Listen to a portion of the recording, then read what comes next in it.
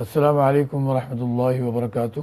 بسم اللہ الرحمن الرحیم، نحمدہ ونصلی علی رسولہ الکریم، اما بعد۔ گزشتہ درس میں ہم نے رمضان المبارک کے خاص اوراد و وظائف اور اذکار سے متعلق گفتگو کی تھی، جس میں 4 باتوں کا ذکر کیا تھا جناب رسول اللہ صلی اللہ تعالیٰ علیہ وسلم کے ارشادات کے حوالے سے۔ اس میں پہلی چیز کلمہ طیبہ کی کثرت، دوسرے استغفار کی کثرت، تیسرے جنت کا سوال، چوتھے جہنم سے پناہ مانگنے کا سلسلہ۔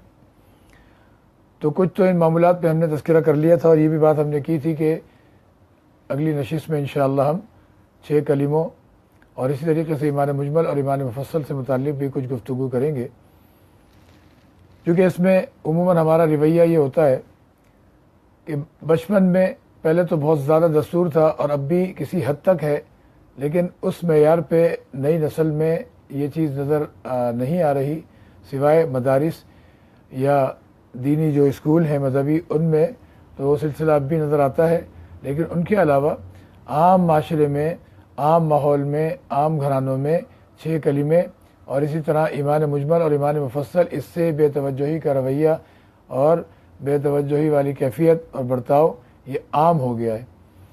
جبکہ میں نے کہا تھا کہ اگر ہم ان کے معنی اور ان کے ترجموں پر غور کریں تو بہت جامع کلمات جو ہے اللہ تعالیٰ کی طرف سے جو عطا کردہ ہیں، تو ہمارے امت کے بزرگوں نے، اکابرین نے ان کو جمع کر دیا تھا کہ بچے بچپن سے ہی بچے یاد کر لیں اور اس کو اپنی جو ہے معمولات میں شامل رکھیں، اپنی زندگی میں اس کو ایک حصہ بنا لیں کہ سونے سے پہلے پڑھ لیا، نمازوں کے بعد پڑھ لیا، اور شروع سے جب بچے پڑھنے لگ جاتے ہیں تو اس کی ایک برکت ہوتی ہے۔ تو کل گزشتہ جو ہم بات کر رہے تھے تو کچھ تو ہم نے کلمہ طیبہ اور اسی طرح سے استغفار سے متعلق کچھ باتیں کر لی تھیں، اور اس کے آگے پھر اللہم انی اسألک الجنہ اعوذ بک من النار، جنت کا سوال اور جہنم سے پناہ کے بارے میں بھی کچھ باتیں ہماری ہوئی تھی، تھوڑی سی اور بھی اس بارے میں اور بات کو آگے بڑھاتے ہیں۔ یہ جو دعا ہے اللہم انی اسألک الجنہ واعوذ بک من النار، ایک تو میں نے عرض کیا تھا کہ آدمی جب انی اسألک کا کہے گا تو وہ اپنے لیے سوال کر رہا ہے، لیکن انا نسألک کر دیں اس کو تو جمع کا صیغہ ہو جائے گا۔ جمع کا فائدہ یہ ہے کہ آپ اور ہم اپنے گھرانوں کے لیے، اپنے عزیز و اقارب کے لیے اور سارے کے سارے اہل ایمان، اولین و آخرین، کل مومنین مومنات، مسلمین مسلمات، سب کی نیت کر لیں اس دعا میں، اللہ تعالیٰ کے دربار میں جب بھی مانگیں تو اس طرح سے کر لیں، اللہم انا نسألک الجنہ ونعوذ بک من النار۔ اور جہنم سے پناہ کے لیے اللہم اجرنا من النار یا اللہم اجرنی من النار۔ اجرنی خود اپنے لیے انسان دعا مانگ رہا ہے، اللہم اجرنی من النار، کہ مجھے آگ سے، آگ کے عذاب سے بچائیے، لیکن جب اجرنا کر دیا تو ہمیں کا صیغہ ہو جائے گا، جمع کا صیغہ ہو جائے گا، جس میں ہم نیت کر لیں سب کی، تو اجر و ثواب بھی بڑھ جائے گا، اور اسی طریقے سے جو ہے اللہ تعالیٰ کے یہاں قبولیت کے معاملات انشاءاللہ بڑھیں گے۔ تو ایک تو یہ دعا ہے، اسی طرح سے یہی دعا جو ہے اور بھی صیغوں سے آتی ہے، جیسے اللہم انا نسألک رضاک والجنہ ونعوذ بک من سخطک والنار۔ اللہم انا نسألک رضاک والجنہ، کہ اللہ تعالیٰ کی رضا اور خوشنودی اور ساتھ ساتھ جنت کا سوال، تو یہ اور جامع ہو جائے گی، اللہم انا نسألک رضاک والجنہ ونعوذ بک من سخطک والنار، کہ اللہ تعالیٰ کے غیظ و غضب سے اور جہنم سے پناہ مانگنے کی دعا۔ تو اللہم انا نسألک رضاک والجنہ ونعوذ بک من سخطک والنار۔ اور چاہے اس سے مزید آگے تو اس طرح بھی کر سکتے ہیں، اللہم انا نسألک رضاک والجنہ ونعوذ بک من سخطک والنار، اللہم انا نسألک الجنۃ وما قرب الیہا من قول وعمل ونعوذ بک من النار وما قرب الیہا من قول وعمل۔ کیا ہوا اس کے معنی کہ اللہم انا نسألک رضاک والجنہ، اے اللہ، اچھا یہاں پہ بھی انی اور انا کا فرق یاد رکھیں، اے اللہ ہم آپ سے سوال کرتے ہیں آپ کی خوشنودی اور آپ کی رضا کا، اور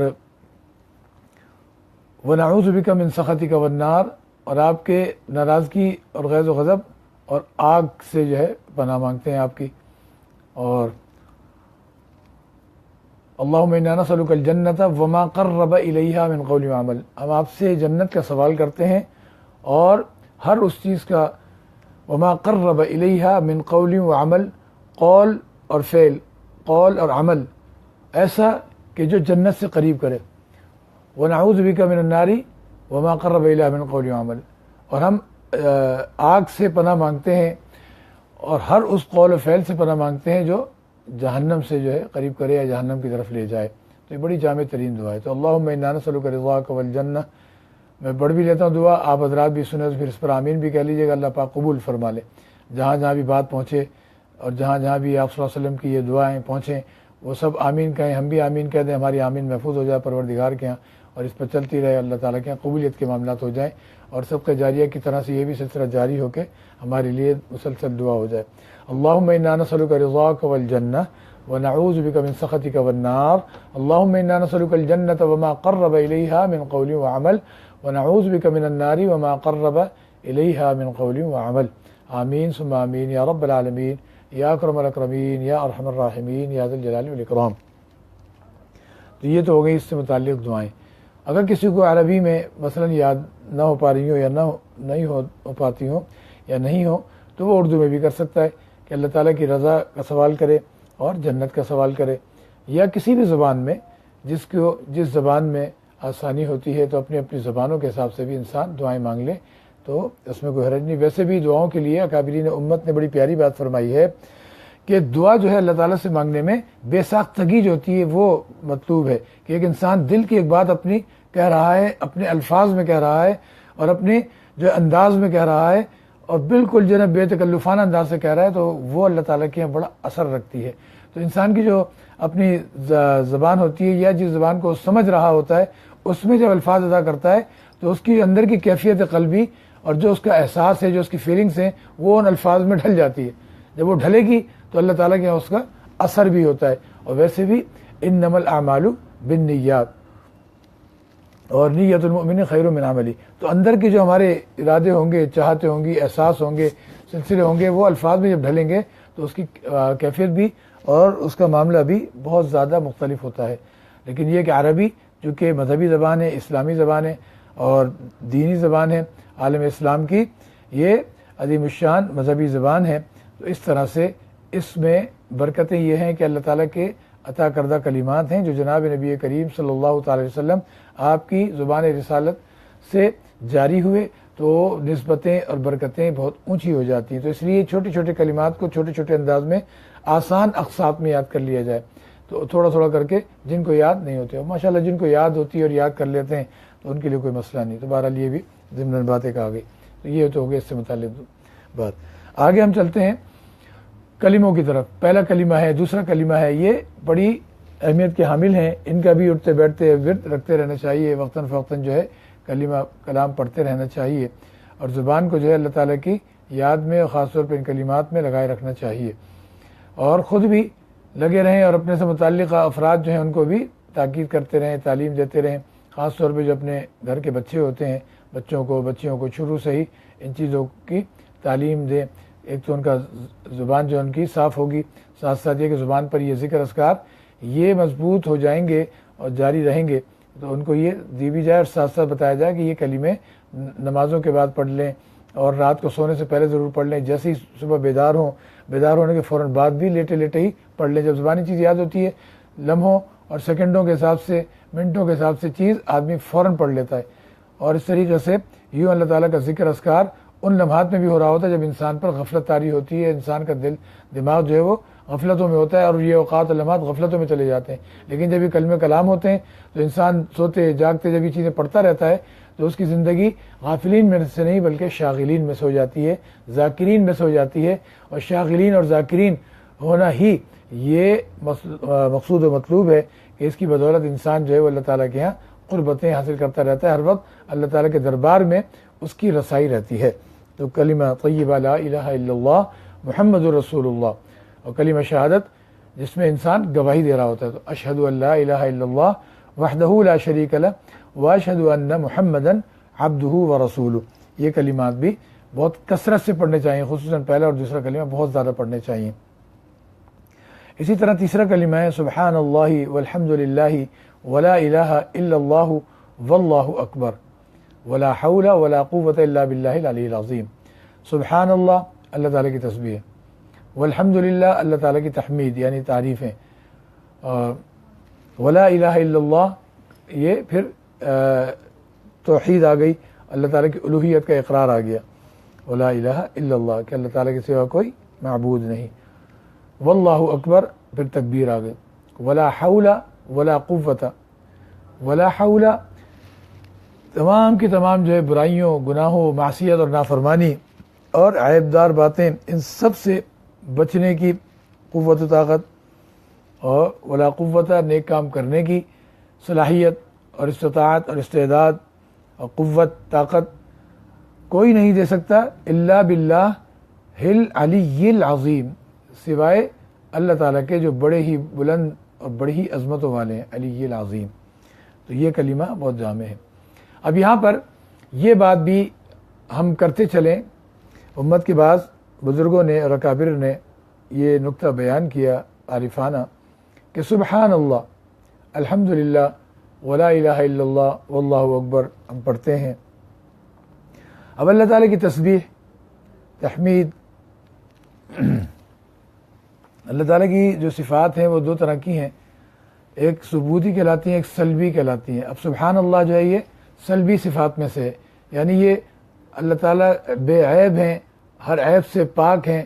تو اس میں سلب کی سلبی صفت ہے یہ کہ اللہ تعالیٰ سے عیب اور اس طریقے کی جو چیزیں ہیں ان کو سلب کیا جا رہا ہے، دور کیا جا رہا ہے کہ اللہ تعالیٰ تمام عیوب سے، نقائص سے پاک ہیں. محتاجگیاں اور ہر طرح کی اس طرح کی چیزیں ہوتی ہیں جو عیب اللہ تعالیٰ کی ہستی کے جو ہے شائع نشان نہیں ہیں، تو اللہ تعالیٰ ان تمام چیزوں سے پاک ہے. اس کو کہتے ہیں ہم سبحان اللہ کہ اللہ تعالیٰ پاک ہیں، اللہ تعالیٰ بے عیب ہیں. والحمدللہ یہ ثبوتی کہ اللہ تعالیٰ کے لیے ہی تمام تعریفیں، تمام خوبیاں، تمام تعریفیں اللہ تعالیٰ ہی کے لیے بھی، اللہ تعالیٰ ہی کے لیے ہیں.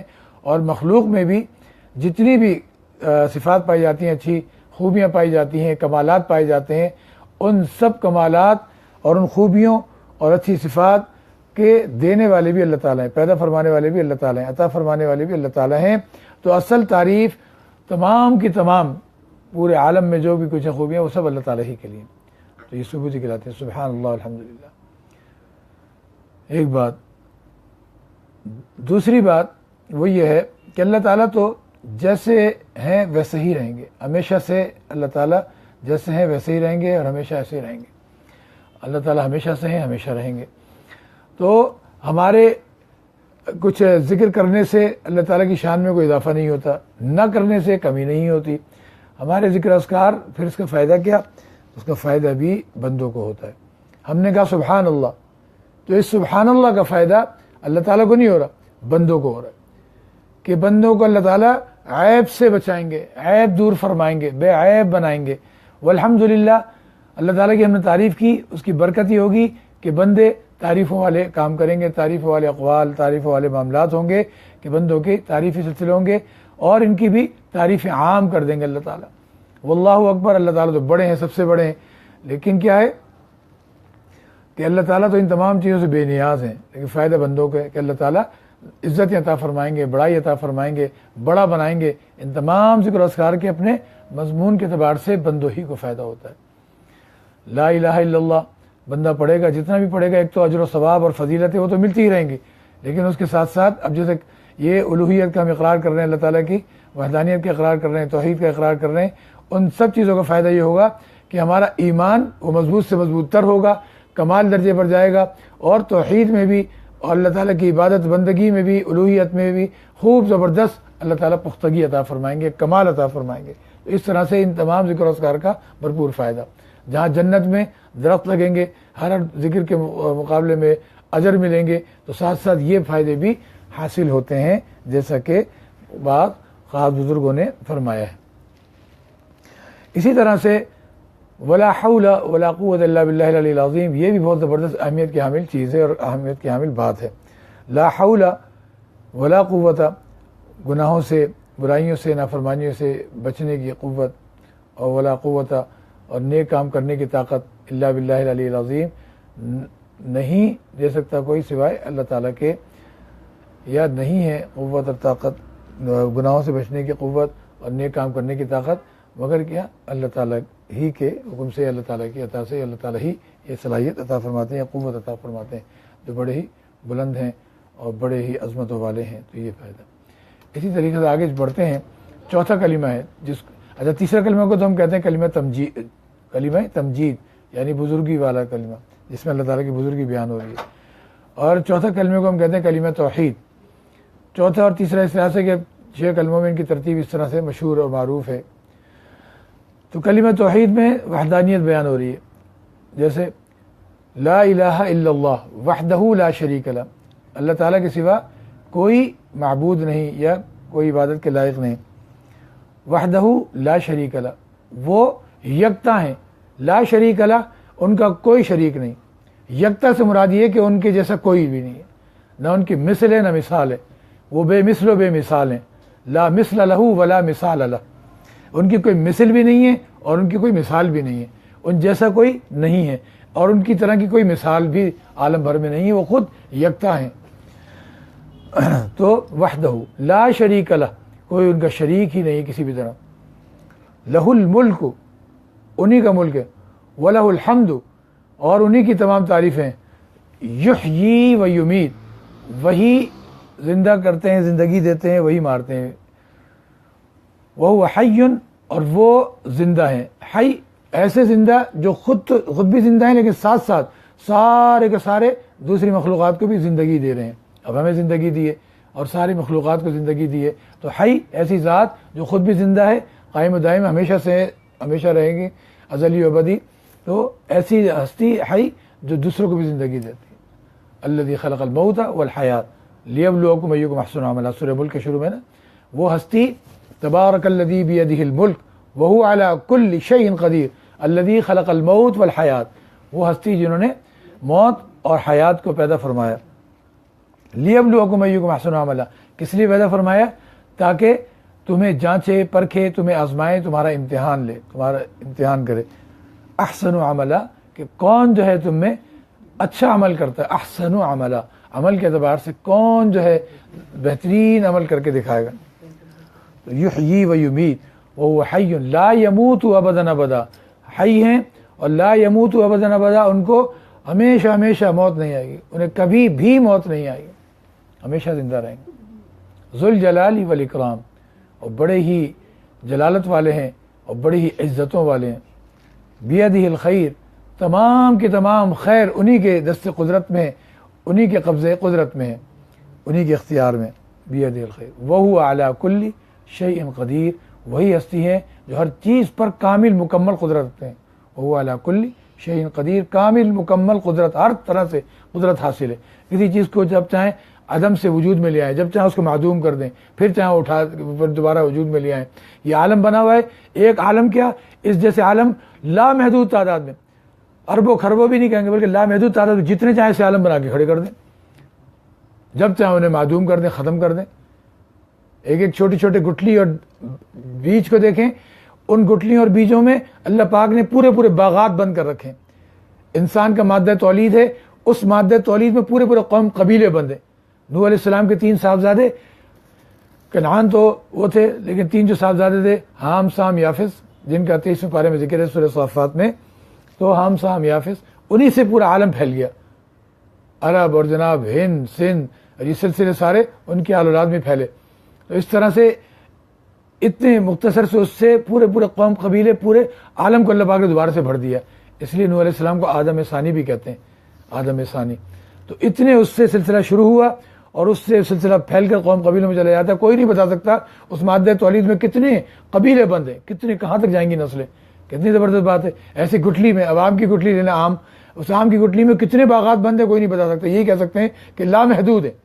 تو وہو علی کل شیء قدیر. ماچس کی تیلی ہے، اس پہ چھوٹا سا مسالہ لگا ہوا ہے، اس میں کتنی آگ بند ہے کوئی نہیں بتا سکتا. لامحدود آگ ہے، اس کا آپ بڑھاتے جائیں، کتنی بڑھائیں گے آپ جو ہے نا رہ جائیں گے، لیکن وہ سلسلہ لامحدود ختم نہیں ہوگا. تو ہمارے پروردگار کی تو شان ہی نرالی ہے.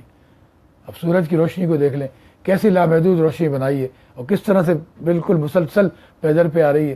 بس وہ جس چیز پہ بھی ہم بات کریں گے تو انسان حیران رہ جائے گا. پھلوں کے ذائقوں کو دیکھ لیں، لامحدود طریقے سے ہر پھل میں ذائقہ ہے، اور اس طرح لامحدود سطح پر ان پھلوں میں ذائقے بھرتی ہے، اور ہر پھل کا اپنا ذائقہ ہے اور ہر پھل کا اپنا رنگ ہے، لامحدود رنگ.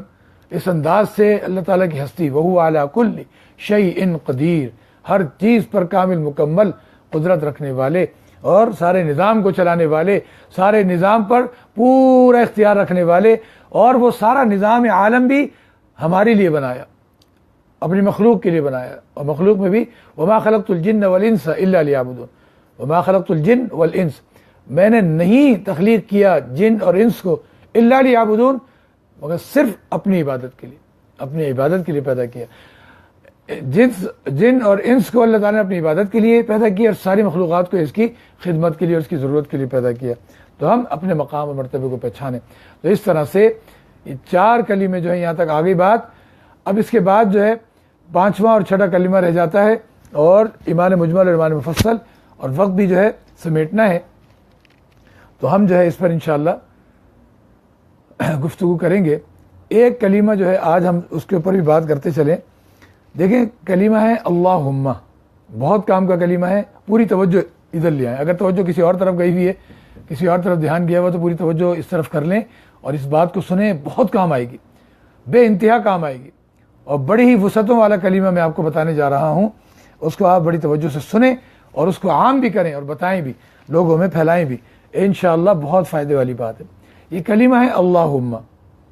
جب لفظ اللہ جو اللہ تعالیٰ کا اسم مبارکہ ہے، اسم گرامی ہے اللہ تعالیٰ کا اللہ، اس کے ساتھ جب میم مشدد لگتا ہے اللہم، تو علامہ ابن قیم رحمہ اللہ، جو علامہ ابن تیمیہ رحمہ اللہ کے جلیل القدر جانشینوں میں سے ہیں، اور جو مدونین میں سے ہیں، ان کے سارے مکتب فکر کو مدون کرنے والے، تو وہ فرماتے ہیں کہ اللہم کا جو کلمہ ہے جب اس کے ساتھ میم مشدد لگتی ہے تو اس میں اللہ تعالیٰ کا ذاتی نام اللہ یہ بھی آ گیا، اور اللہ تعالیٰ کی ذات بھی آ گئی، اللہ اللہ تعالیٰ کا ذاتی نام، اور اللہ تعالیٰ کی ہستی، اللہ تعالیٰ کی ذات وہ بھی آ گئی جب ہم نے پکارا، اور اللہ تعالیٰ کی تمام صفات، جتنی بھی اللہ کی صفات ہیں، رحمان، رحیم، رزاق، رازق، کریم، رحیم، اور اسی طرح سے جتنی بھی لطیف، ساری کی ساری صفات، وہ ساری صفات بھی آ گئیں، اور تمام صفاتی نام بھی گویا کہ اس میں جمع ہو گئے،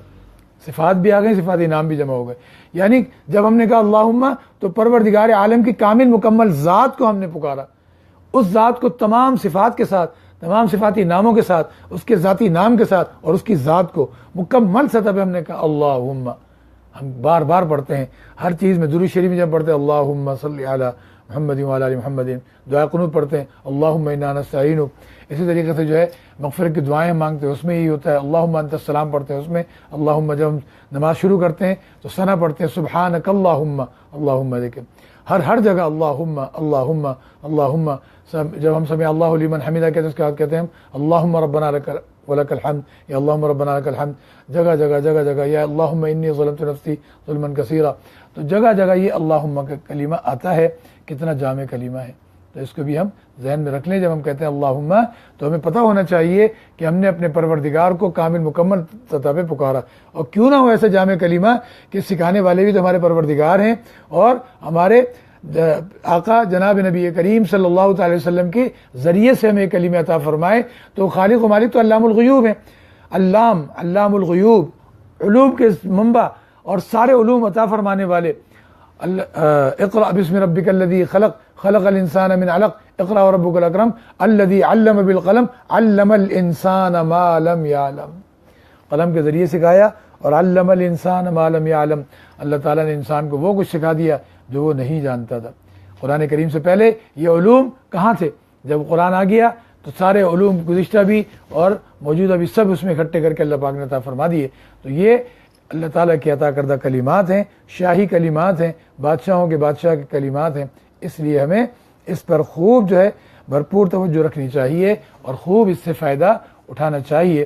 کوشش تو یہ تھی کہ حاجی کے بیان میں یہ ساری چیزیں آ جاتی، تاہم آج ہم یہاں پر جو ہے 4 کلمے اور اس اللہم کے کلمے پر بات کو موقوف کرتے ہیں۔ انشاءاللہ آئندہ نشست میں اللہ نے چاہا زندگی بخیر، اللہ تعالیٰ کرم فرمائے بشرط حیات، اور اللہ کے فضل سے انشاءاللہ پھر موقع ملے گا تو پھر ہم اس سے آگے 5ویں کلمے اور 6ٹھے کلمے ان کے ترجموں اور ان کی جو ہے بات کریں گے، اور ایمان مجمل اور ایمان مفصل پہ بات کریں گے، تاکہ ہمارے جو ہے یہ کلمے جب ہمارے سامنے آ جائیں گے، جب اس کے مطابق ہم پڑھیں گے تو ہمیں اجر و ثواب بھی ساتھ ساتھ ملے گا، اور ہمیں اللہ تعالیٰ کی معرفت اور پہچان بھی حاصل ہوگی، اور ساتھ ساتھ پتہ چلے گا کہ کتنے جامع طریقے سے اللہ تعالیٰ نے اللہ کے حبیب کے ذریعے سے اللہ تعالیٰ نے ہمیں کلمات دیے کہ جن کے ذریعے ہماری چیزیں بھی اور ساتھ ساتھ ایمان مجمل ایمان مفصل میں عقیدہ بنیاد کیسی مضبوط اللہ تعالیٰ نے اپنے حبیب کے ذریعے عطا فرما دی۔ اللہ تعالیٰ ہمارے عقیدے بھی درست فرمائے، مضبوط فرمائے، اور ہمیں کلمہ کلام میں ذکر و اذکار میں خوب آگے بڑھ جانے والوں میں سے بنا دے،